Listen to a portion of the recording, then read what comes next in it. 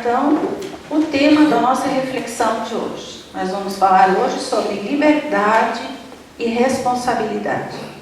É muito interessante, quando a gente fala em liberdade, é quase que corriqueiro que a gente vá ver figuras imaginárias como essa, de alguém se libertando de alguma coisa.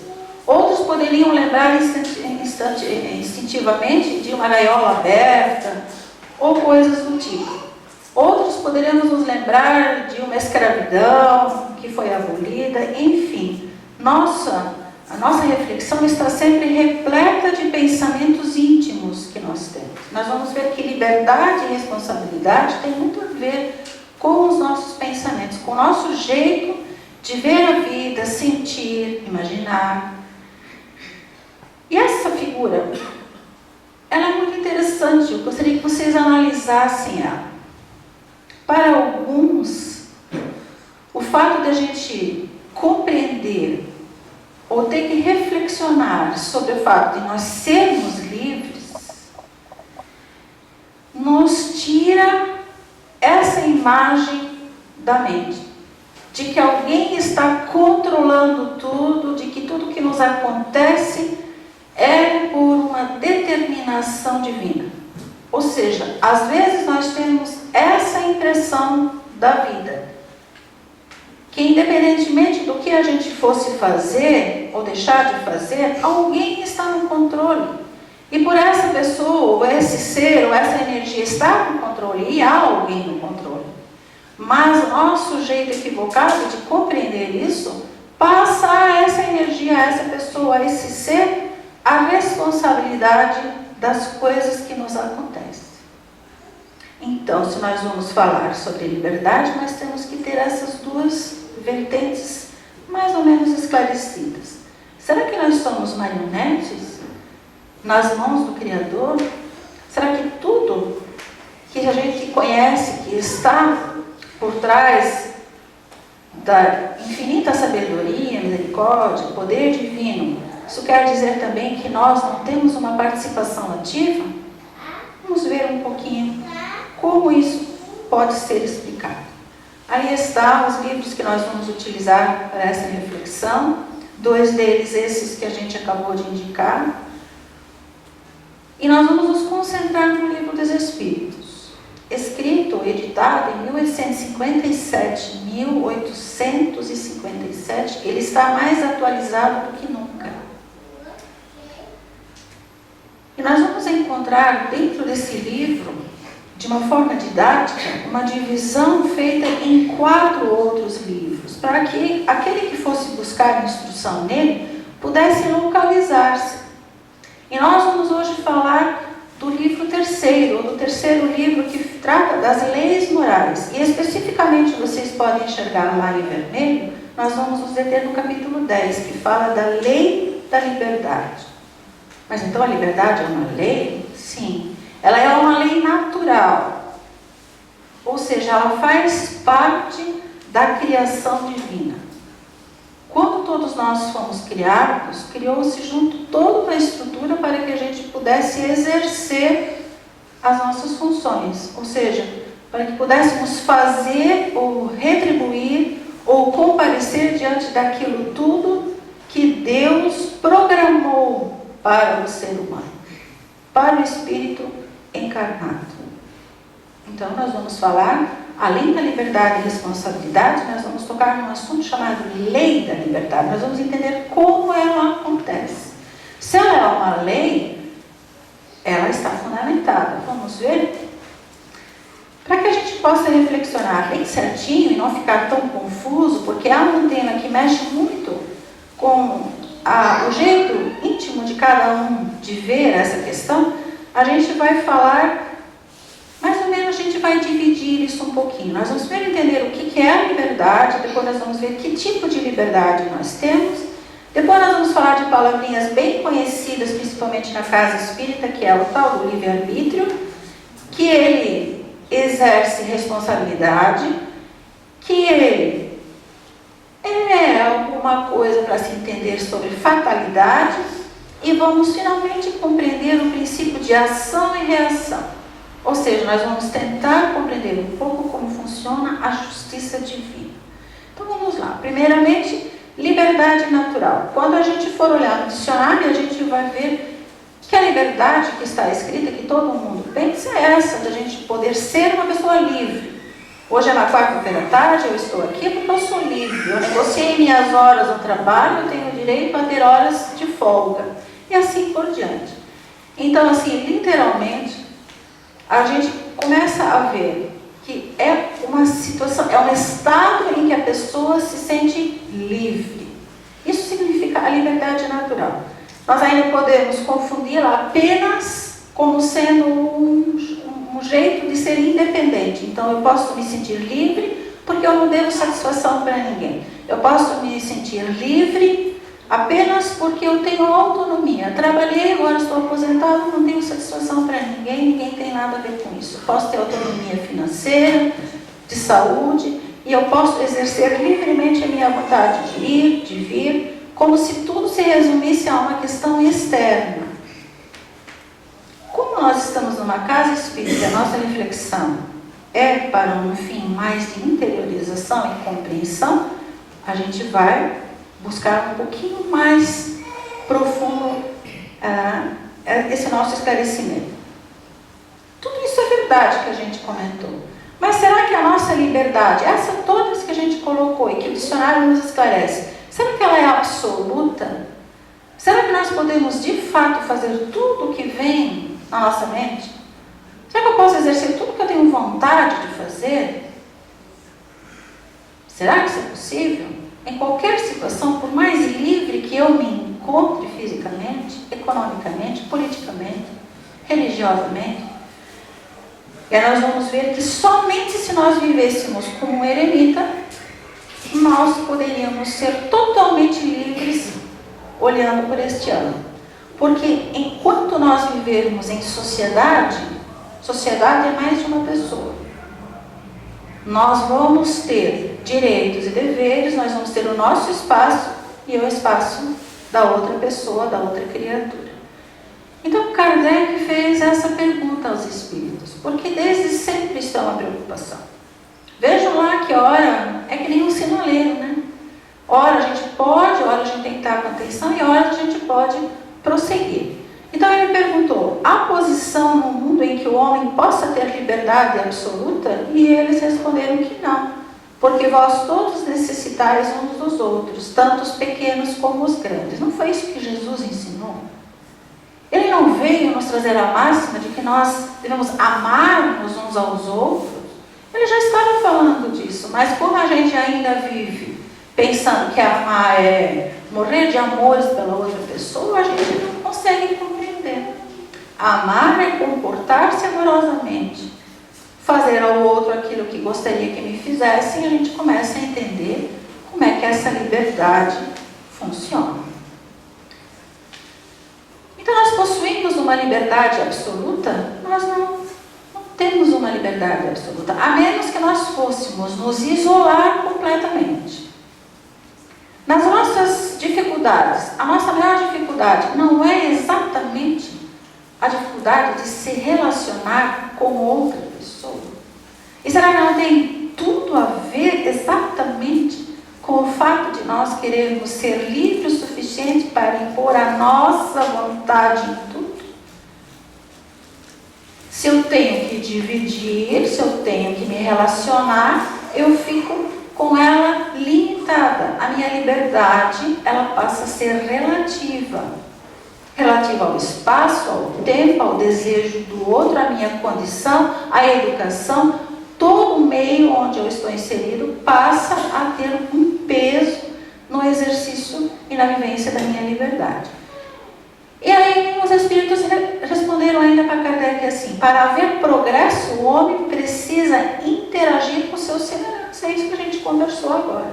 Desde que haja pelo menos 2 homens juntos, há direitos a respeitar e, portanto, não terão liberdade absoluta.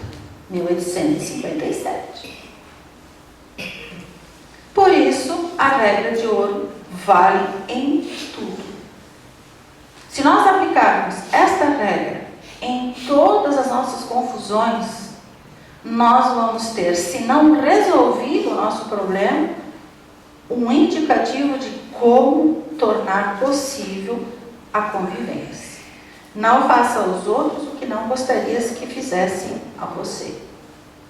Por mais diferentes que nós formos e pensarmos, é só respeitar que tudo tem um jeito e vai acabar dando certo. É uma questão da gente treinar. Muito bem. Nós temos então uma liberdade relativa. Ali, até aqui, nós vimos que essa liberdade relativa é na questão da gente conviver. Eu não posso fazer tudo o que me der na cabeça. Eu preciso respeitar. Há uma liberdade de pensar e há uma liberdade de consciência. Vamos ver um pouquinho. A única liberdade que foi dada ao homem, que é ilimitada, quer dizer que não tem limites, ela é infinita, é a de pensar. Se nós aprendermos alguém, colocarmos essa pessoa como nossa prisioneira, ela vai ficar fisicamente sem liberdade, mas o pensamento dela vai continuar livre. Nós não temos como interagir no pensamento.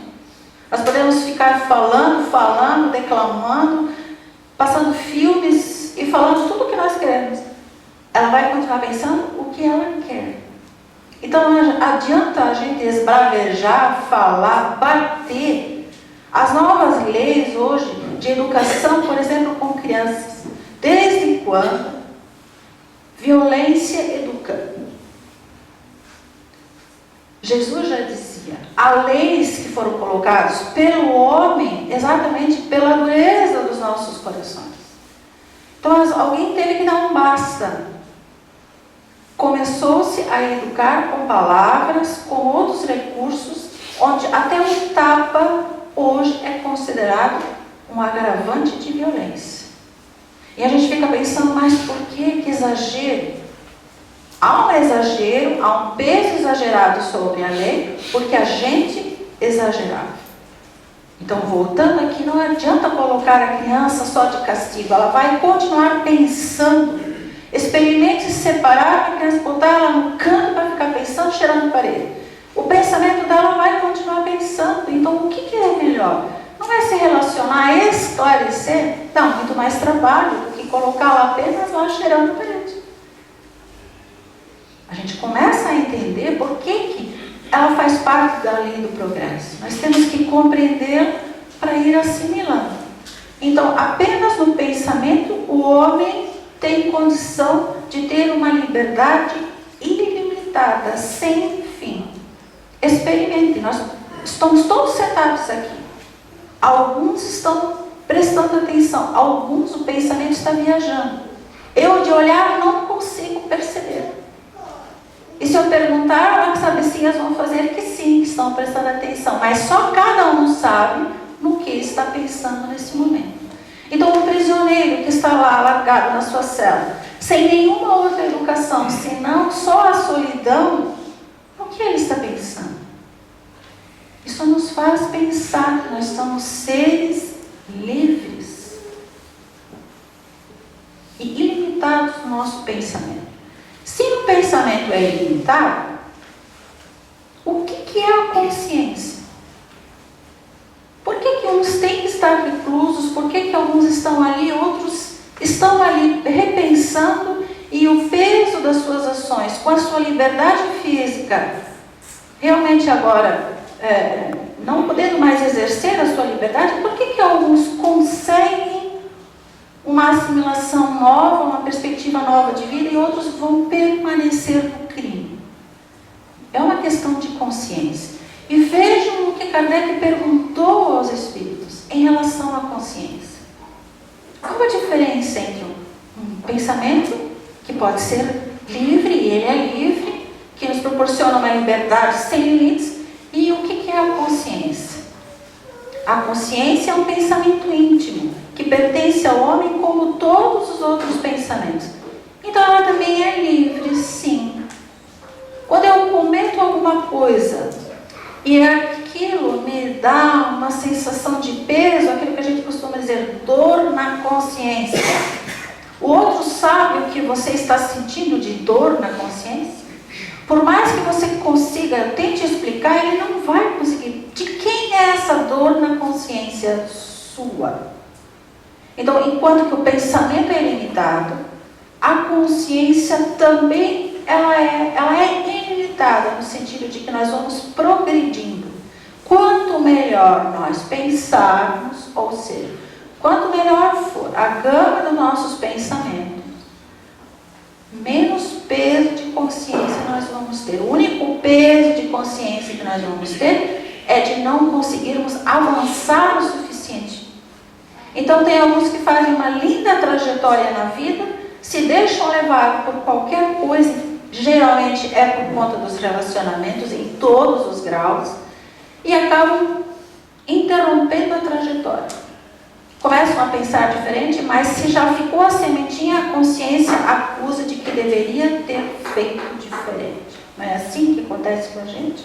Só para a gente ir tomando uma definição a respeito disso. Aqui nós temos mais uma resposta da diferença de um pensamento e consciência, onde os espíritos responderam a Kardec: através do pensamento, o homem goza de uma liberdade absoluta, sem limites. Então, na liberdade de pensamento, a gente não é que nem um eremita que precisa se isolar. Eu posso estar com várias pessoas e ninguém sabe o que eu estou pensando. Isso, para quem tem um ciúme doentio, é uma coisa de louco. É que nem sonhar. Ninguém sabe que o outro sonha, ninguém sabe o que o outro está pensando. Se isso é verdade, nós não podemos impedir de pensar. O que a gente pode impedir? De que aquele pensamento se torne uma vontade tão grande que se manifeste. Como é que a gente faz? Através da educação.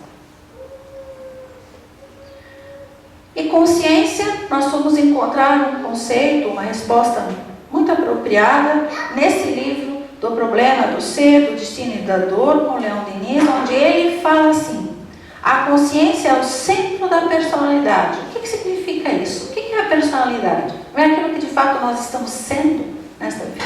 É o que nos conduz. Se nós vamos ser um homem de bem ou não, é a nossa consciência que vai nos mostrando isso. Então, cada um de nós sabe exatamente se nós estamos indo bem ou não.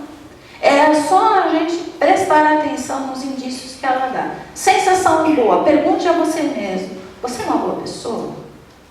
Os meios de comunicação estão ali para mostrar se a gente é bom ou não. A gente sabe, a gente já tem isso nato.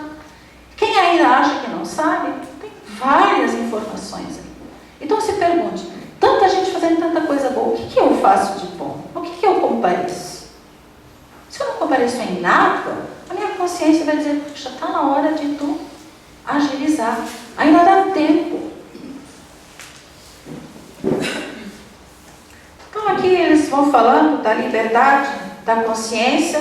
Se nós temos a liberdade de colocar entraves, quer dizer, a minha consciência é de que eu preciso estar aqui a tempo de vir dar essa minha contribuição na casa espírita. Eu tenho um compromisso em tal momento, estão todos me aguardando. Se eu não chego, eu vou fazer outra atividade, a minha consciência não me coloca isso, ela não me chama. Eu posso me ocupar com qualquer coisa, mas eu já sabia, eu disse que sim, eu assinalei que eu compareceria nisso ou em qualquer compromisso. A gente não se sente meio, né? Então ele pergunta: alguém consegue colocar um entrave? Alguém consegue aliviar essa dor na minha consciência? E eles respondem que não. A partir do momento que eu tomo consciência de alguma coisa, o que é se tornar consciente? Compreender aqui. Tornar ciente. A partir do momento que eu sei que isso é assim, mas sabe, ninguém tira mais isso de mim. Então isso põe por terra essas frases que a gente às vezes acha até interessante, mas a gente usa tudo para justificar aquela cena dos marionetes. De que alguém, quando a gente não faz a coisa certa, é que pode ser responsabilidade. Então eu não tenho uma obsessão, não tenho uma influência negativa a tal ponto que vai aliviar a minha consciência. Isso não existe. Certo? Qual é o resultado do entrave à liberdade? Ele responde que nós nos tornaríamos todos hipócritas. O que é um hipócrita? É aquele que sabe que está errado e que só faz assim com a cabecinha, assim, está tudo bem. Eu sei que aquela criança, que aquela pessoa está sofrendo algum tipo grave de violência, eu sei e me coloco. Então, além de hipocrisia, nós seremos todos covardes.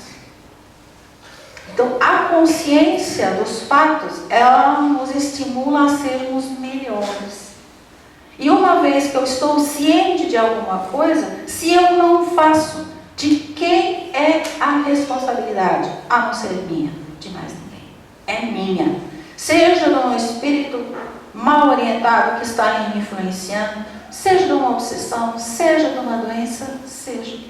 A responsabilidade é minha. E em caso de demências mentais, daquele que deve cuidar daquela criatura. Certo? Então isso é muito importante para que a gente compreenda a liberdade, saber o que é ilimitado, no caso do nosso pensamento, que viaja livre. Eu posso nesse instante ter pensamentos da Grécia e sentir cheiros de lá. Eu posso estar com alguma coisa na minha mente que eu li, é o meu pensamento, ter a sensação que eu estou vendo essa pessoa. Então nós somos livres nesse sentido, de pensar o que quisermos. Eu posso ter vontade de sair correndo daqui agora. Enquanto eu estiver só pensando, está no campo do desejo. Quando eu começar a me mexer e andar e fazer, eu estou começando a exercer a vontade. Então a vontade tem a ver com a ação. Enquanto a vontade não se transformou numa ação, ela está no campo do desejo. E aí é que mora o nosso problema. Nós desejamos muitas coisas. Fazemos pouco porque a nossa vontade é pouca, quase nada. A partir do momento que eu quero, eu faço. Querer é uma coisa. Querer é desejar. É pensar. É estar no mundo da ilusão. É passar pelo cartaz da pessoa linda, maravilhosa, toda cheia de Photoshop. Mas eu desejo aquilo. Mas eu não tenho nem competência para estar com aquela pessoa. Eu não sabia nem o que fazer com ela. Então, vontade é uma coisa, desejo é outra. Vejam como isso vai clareando a nossa percepção. E quando a gente consegue diferenciar essas duas, a gente sabe o que é uma influência. Influenciados todos somos. Por isso, quando Paulo de Tarso diz que tudo me é lícito, realmente eu posso tudo. O que eu não posso? No campo do pensamento eu posso tudo. No campo físico eu posso tudo? Posso. Mas eu vou sofrer as consequências. Se eu sair daqui fazendo o que me der na telha, eu vou ter uma consequência. Eu até posso fazer. Alguém vai me impedir de fazer o que é totalmente agressivo até uma terceira pessoa. Mas no meu pensamento eu posso fazer tudo. Então tudo eu posso, tudo que eu quero eu posso, mas a que peso? Por isso ele dizia, tudo me é lícito, mas nem tudo me convém. Quanto mais eu compreendo que a minha responsabilidade em ser livre, mais eu penso nisso aqui. Eu posso comer tudo que eu quero? Posso. Que consequência eu vou ter? E o livre-arbítrio, aquela palavra que vocês devem estar cansados de ouvir na casa espírita e devem estar lendo muito. O que é o livre-arbítrio, então? É a condição que eu tenho de fazer escolhas baseado na liberdade que eu tenho de pensar, de agir. A partir do momento que eu tomo iniciativa de fazer alguma coisa, eu estou no campo da construção.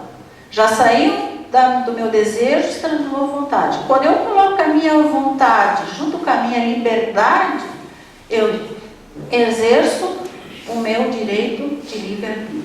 Estamos na época da Olimpíada. O juiz, quando ele é o árbitro, quando ele está com o apito na mão, ele não coloca, ele não impõe a sua vontade ali na hora, baseado em tudo que ele tem para se basear, no estudo, na preparação. Mas ele exerce o poder dele naquele momento. Ele está exercendo o seu arbítrio. Então, o livre-arbítrio é usar da liberdade para fazer alguma coisa, tomar uma atitude, agir. Às vezes, o pensar é o começo do livre-arbítrio. Então, vamos ver o que podemos entender disso. Quando eu estou numa dieta, por exemplo, né? Eu sei muito bem a minha orientação. Eu vou num, eu vou no outro. A partir do momento que eu sei que me foi passada uma dieta tal, que eu tenho, por exemplo, alguma restrição ao doce, se alguém me mostra um prato de salada e me mostra o outro, o que eu vou escolher? Não vai ter uma reação? Vai ter. A responsabilidade aqui é de quem? De quem me ofertou? De alguma maneira, sim. Se ele sabe que eu não posso, mas se ele não sabe, a decisão é minha. E sobre quem vai cair a responsabilidade? O mal-estar? Sobre mim. Então, o livre-arbítrio significa que o homem tem a liberdade de pensar e de agir. E sem esse livre-arbítrio, o homem não seria nada mais do que uma simples máquina, criada para dar errado. E isso a gente sabe que não corresponde à verdade. Então, por pior que seja o ambiente onde eu renasça, onde eu estou inserido, belas as dificuldades que tem, se eu me deixo levar, é porque eu não consigo ainda resistir às más tendências minhas. Tudo contribui, mas tudo eu posso mudar. À medida que eu vou tomando consciência, eu faço escolhas mais assertivas para mim. E aqui a gente vê um pequeno gráfico mostrando exatamente que se livre-arbítrio é igual, agora que a gente já conseguiu assimilar bem o que é essa liberdade que nós temos, a gente vai vendo que se as duas coisas são iguais, o que seria a responsabilidade? A responsabilidade nada mais é do que o efeito do exercício que nós temos de usar o livre-arbítrio ou a nossa liberdade. À medida que quanto mais eu uso o meu livre-arbítrio, maior é a minha responsabilidade. Quando nossos filhos são pequenos, eles pegam o carro de alguma maneira, eles roubam a chave do nosso carro e eles atropelam alguém. Eles podem ser responsabilizados por aquilo? Perante a nossa lei humana, nós não podemos. Quem será a responsabilidade? Quem deveria estar cuidando deles? Quando é um adulto, a gente agiria da mesma maneira? Não. Por quê? Porque entende-se que o adulto tem que ter um preparo para poder pegar. Então, a lei evolutiva do homem, ela é assim. Nas nossas primeiras encarnações, nós não temos o mesmo peso de responsabilidade quanto mais nós vamos encarnando e desencarnando, porque nós continuamos exercendo o nosso livre-arbítrio, mesmo sem um corpo físico. Ali está uma bela figura sobre o que seria essa reforma íntima. Vejam aonde Diniz diz que a gente faz a nossa reforma íntima. É aqui, sobre os nossos sentimentos inferiores, sobre os nossos instintos. Quando nós dominarmos nossos instintos, todo o resto passa a ter um outro colorido na nossa vida. Para a gente entender melhor ainda, a gente olhe para essa figura e veja que a gente não se apercebe que nós somos os maiores donos de nós mesmos, porque nós nos aprisionamos. Nos nossos medos, nos nossos vícios, nos nossos defeitos, nós nos amarramos de forma que a gente não consiga evoluir mais. E o que é preciso? Vejam que não há nenhuma força externa. Ela é de dentro para fora. E ela estagna o ser. Ele não consegue mais evoluir. Ele está aprisionado. Então há a questão da escravidão externa, mas a que mais faz mal para o espírito encarnado e desencarnado é viver nesse estado ali, refém de si mesmo, porque é a única maneira em que teus pensamentos ficam bitolados. E vejam o que Divaldo Franco fez com essa figura. Vejam se vocês percebem essa figura. E ele colocou sobre ela uma mocinha tentando andar de bicicleta. tentando se equilibrar sem botar as mãos no guidão. Por debaixo dela, percebam, está a mesma figura de antes. E ele diz que quando nós colocarmos o nosso intelecto e o nosso sentimento a favor de nós mesmos, nós vamos nos equilibrando. Isso significa que é um hábito que vai fazer com que a gente cresça. E esses pontinhos todos seriam as amarras que se afrouxaram. Quer dizer, não há mais ninguém preso, não há mais nenhum defeito. Quando nós atingirmos esse grau, é porque nós já treinamos bastante. Para andar com uma bicicleta sem botar a mão no guidão, a gente tem que exercitar bastante, não tem? Então, ele faz essa conjugação para que a gente tenha uma perspectiva de que todos nós, através do exercício diário, da reflexão, da tomada de consciência, podemos chegar nesse ponto. Não é nenhuma força externa que consegue fazer. Lembrem-se, ninguém pode bitolar o nosso pensamento, ninguém pode interferir na nossa consciência a não ser nós mesmos. E aqui está então um pequeno exercício que é possível da gente fazer sobre esse livro.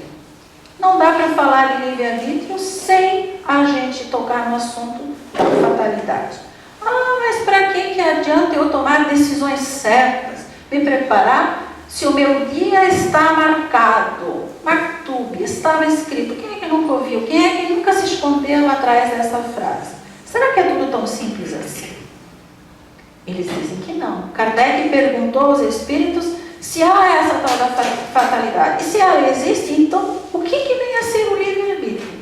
E eles respondem que a única fatalidade para o ser espiritual é o momento que ele mesmo estava junto decidindo a hora de encarnar e a hora de desencarnar, que são raríssimos os casos em que o espírito não está junto, determinando junto com a lei divina a hora de encarnar e desencarnar. Por isso que ele diz que quando a gente usa o livre-arbítrio aqui ou no mundo espiritual, nós sempre estaremos no domínio. Não existe livre-arbítrio onde você não está no comando. Então, indiretamente, o espírito, quando ele está encarnado, ele, de alguma forma, tem a sensação de que ele está junto, escolhendo as provas e expiações. Então, o que nos acontece não é só a fatalidade divina, não é Deus que quis que fosse assim. O que Deus permite que seja assim e diz vai ser assim, é porque a gente escolheu, que a gente quer renascer naquela família. Se a gente tem uma mínima de condição, a gente vai reencarnar. E o que a gente diz? Eu não pedi para nascer de você, mamãe, nem de você, papai. Não pediu. Implorou, provavelmente. Só esqueceu. Que é uma característica do ser encarnado. Então isso é muito importante a gente lembrar que o ser espiritual continua pensando. Ele é livre, é um livre pensador mesmo depois da sua morte física. Quem participou já de uma reunião mediúnica sabe, tem certeza absoluta, ele continua pensando, ele é dono da sua consciência e do seu psique. Isso é muito interessante para a gente pensar. Então as coisas não se acabam. Por isso o suicídio é uma coisa tão dolorosa, gente. A interferência dos espíritos superiores. Será que todos nos deixam a míngua quando a gente está lá já errando? Não. Mas o que os espíritos superiores podem fazer? Eles podem chegar e aconselhar, como os encarnados aconselham-se entre si. Mas é como levar um camelo para beber no meio do deserto. Se ele não quiser abrir a boca, ele não vai beber água. Não há quem faça ele engolir água. Dizem que é a mesma coisa. O espírito é assim. Ou a gente quer ajuda, aceita ajuda, ou não. Então eles dizem que nós temos um relógio divino, sim. É o tic-tac da vida. Deus determina, sim, o momento da chegada e da saída. As coisas que nos acontecem no trajeto, aqueles acidentes dos quais a gente se livra, é porque não era a nossa alma. Ninguém tem corpo fechado. Isso é história de quem acredita em Marionete.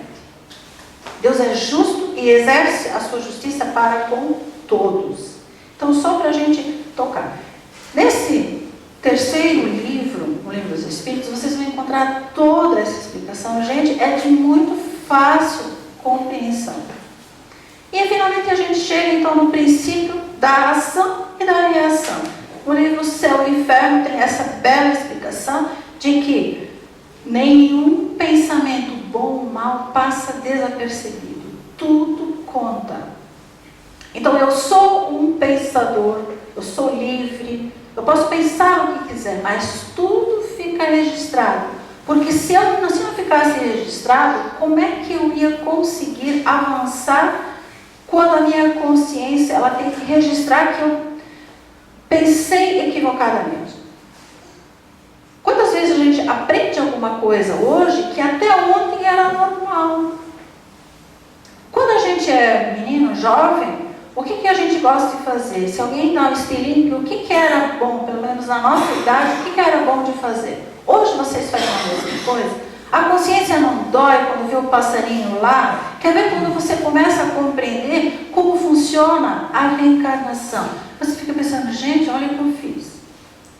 Então a consciência acusa aquele pensamento inocente que você tinha lá na frente. Mas agora você não pensa mais daquele jeito. Então tudo está registrado. Chico dizia que para cada ato nosso, há uma imensidão de testemunhas que registram, inclusive, o nosso pensamento. Isso é importante que a gente pense sempre. E na nossa vida nada acontece por acaso, isso põe abaixo a questão de que Deus determina e pronto, não é assim. O determinismo dele nos trouxe até nós adquirirmos o livre-arbítrio para escolhermos. Até lá nós éramos que nem os nossos cachorrinhos que estão com fome, e eles às vezes não aguardam a gente colocar, depositar no pote deles a ração.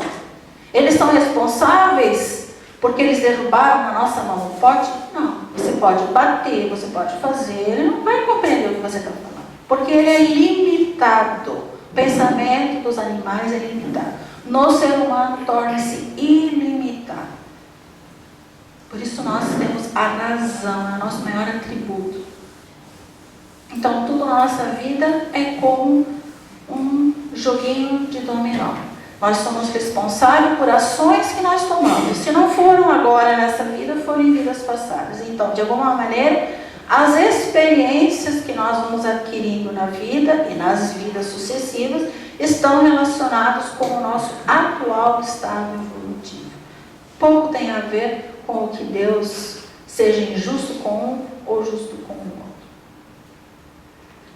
Por isso que a gente passa a compreender que o plantio é livre, mas a colheita é obrigatória. Por exemplo, nós podemos dizer que ninguém precisa plantar nada, mas quem não planta nada vai colher o quê? Nada? Não, vai colher alguma coisa, vai colher indiferença.